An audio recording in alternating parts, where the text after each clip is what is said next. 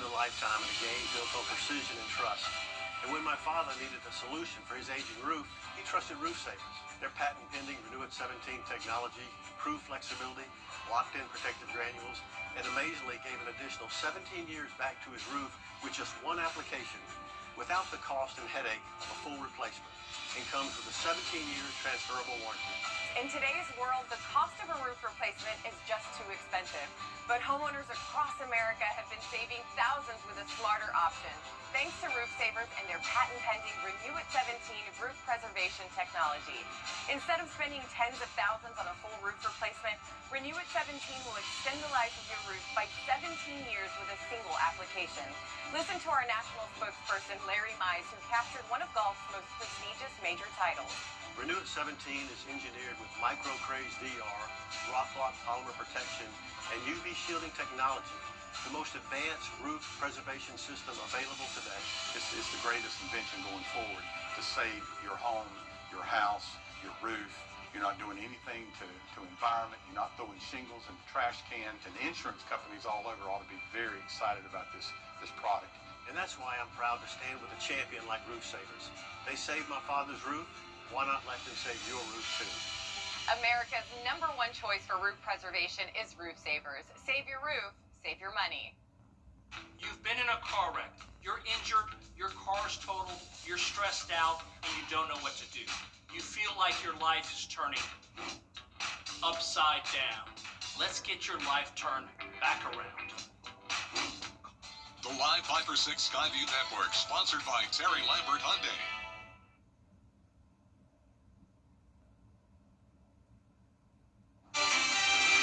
Now on the Channel 6 at 6, maintaining grass in Augusta. How city leaders are trying to work to be a cut above the rest, as your news at 6 starts now. Live from Television Park, this is WJBF News Channel 6 at 6.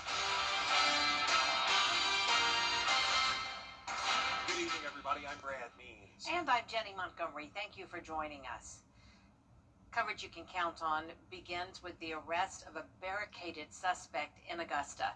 You're taking a live look now as the scene has wrapped up in Pepper Ridge subdivision. According to deputies, a murder suspect barricaded themselves in a home but has since been arrested. No word on the suspect's identity.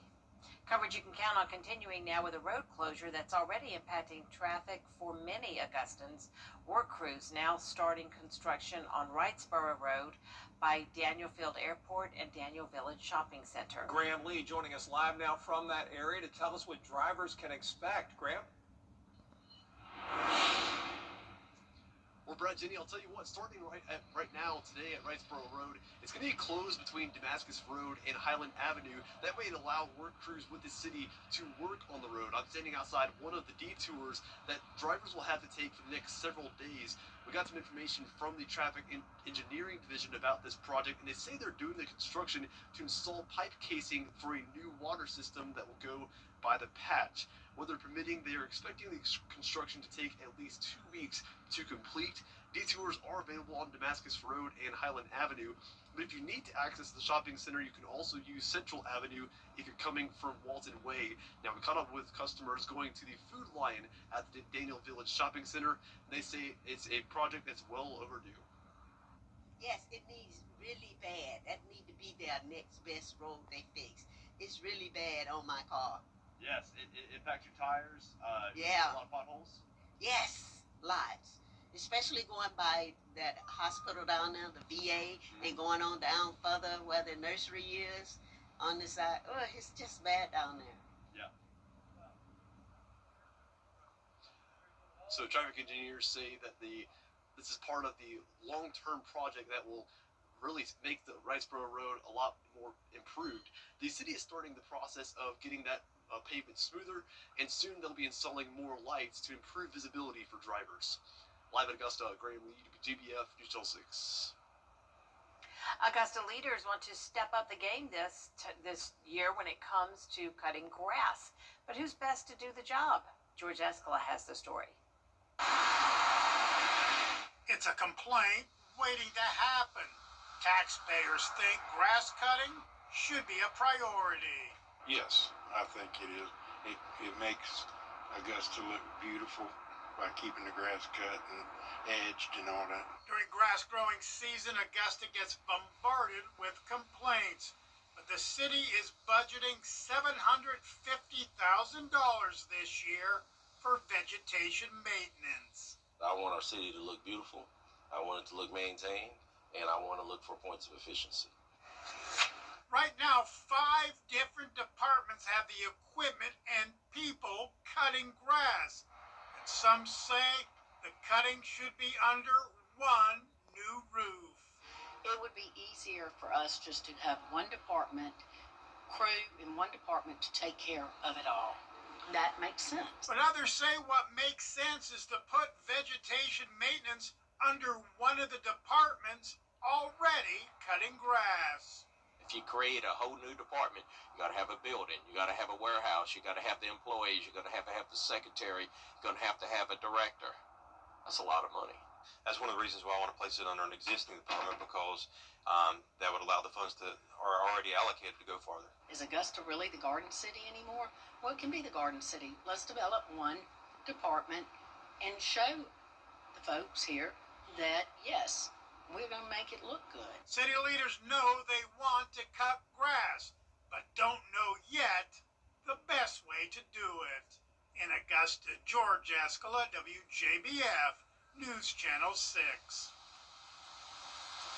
It is time now for our first check of the weather. Here's our chief meteorologist, Jenna Petracci.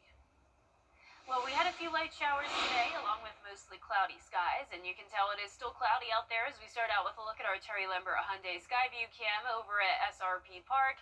The skies will start to clear overnight, and that's when our temperatures will really start to drop off to below freezing. But the below freezing temperatures will not line up in time with the moisture, so notice on satellite and radar, it may look like you're seeing snow to our north and west, but that is just some very, very light rain. It's possible that we could have a few more sprinkles tonight, but for the most part it will be dry. So today we started out at 31 degrees, then we climbed to 56 in the afternoon. So it is a bit cooler than it was yesterday. And right now those temperatures are in the upper 40s to lower 50s. 49 in Thompson and Bamberg. Aiken, you're at 50. 52 in Augusta. 49 in Sparta. And 51 in Waynesboro. So the winds are still coming out of the southwest ahead of the cold front. Sustained winds up to around 15 miles per hour. And those winds are picking up the pace, gusting up to 25 now in Lincoln. So expect a breezy night, still mostly cloudy with temperatures in the upper 40s. Then tonight we will clear out and we'll have plenty of sunshine to enjoy over the next couple of days, but it will be cold. Look at the low on Friday morning all the way down to 20 degrees. I'll have more on this cold weather forecast coming up, but back to you. One person arrested and 2 more charged in a 2023 Aiken County murder. 22-year-old Antavis Pickens is charged with murder and 4 counts of attempted murder in the shooting death of 20-year-old Jatavius Harris. That happened back in July of 23 on Old 96 Indian Trail in Batesburg. 20-year-old Jaquan Bowers already arrested in connection to the case. 27-year-old Omarius Todman and 24-year-old Daniel Harris have also been charged with murder. They're in the Lexington County Detention Center. They'll be brought to Aiken later.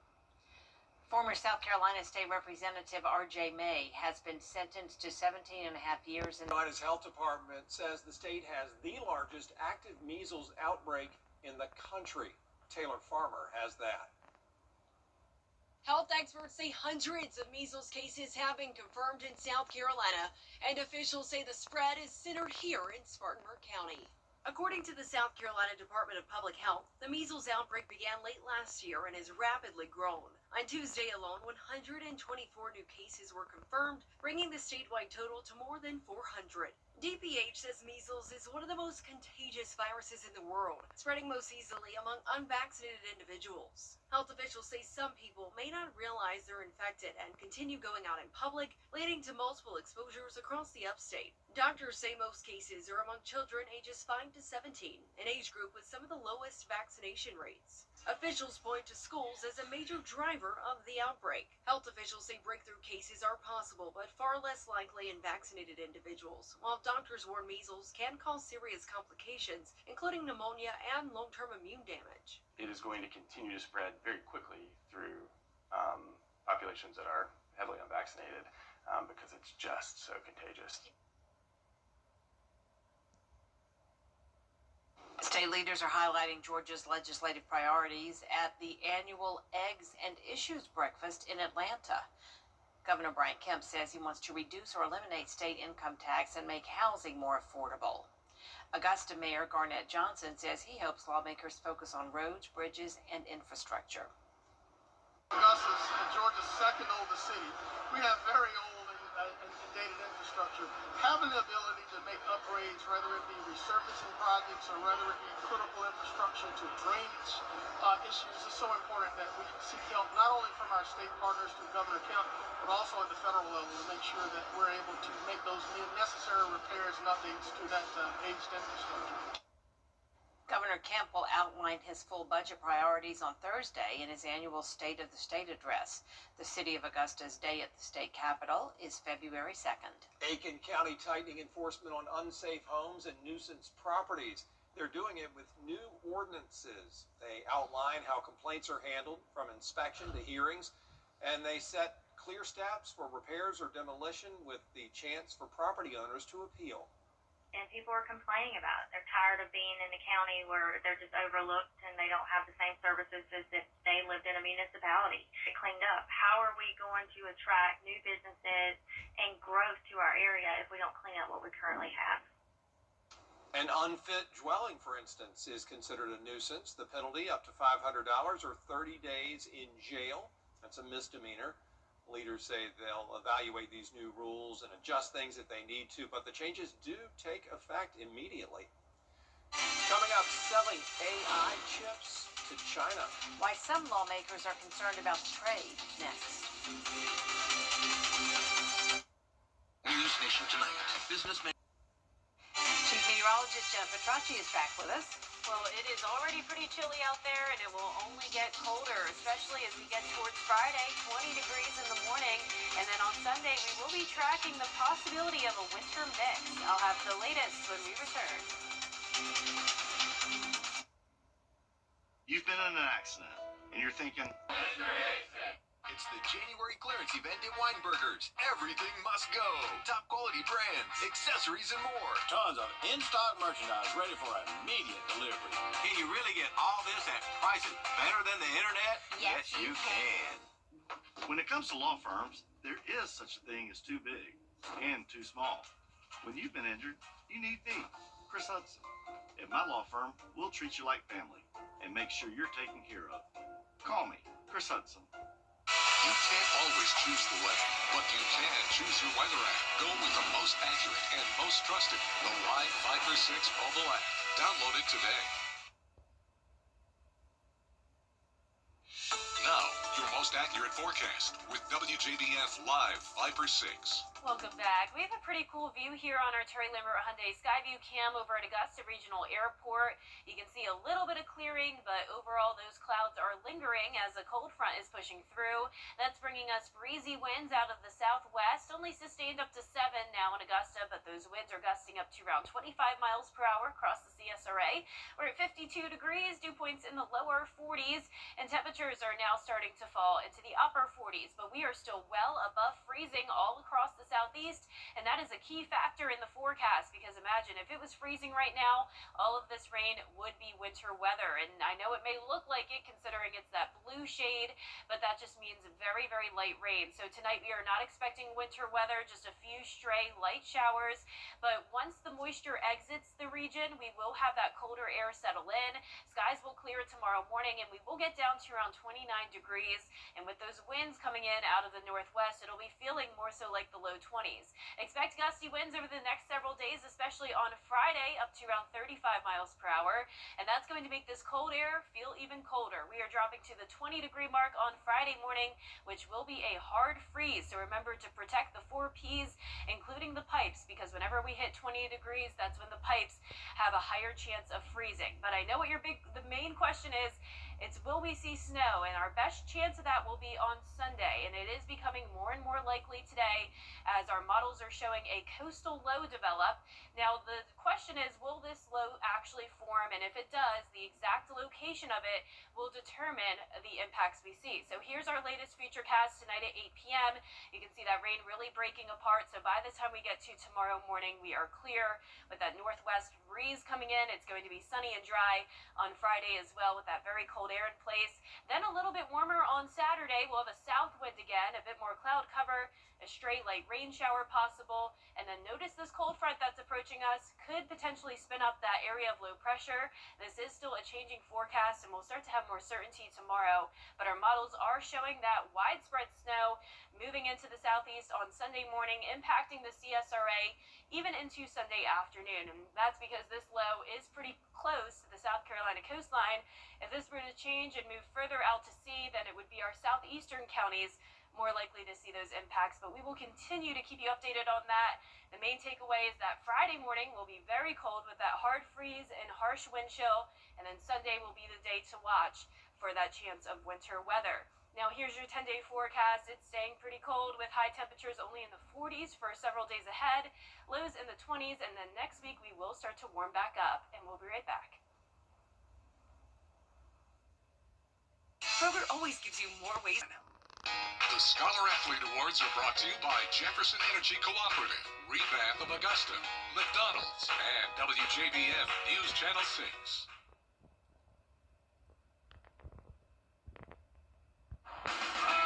Now, WJBF sports coverage you can count on.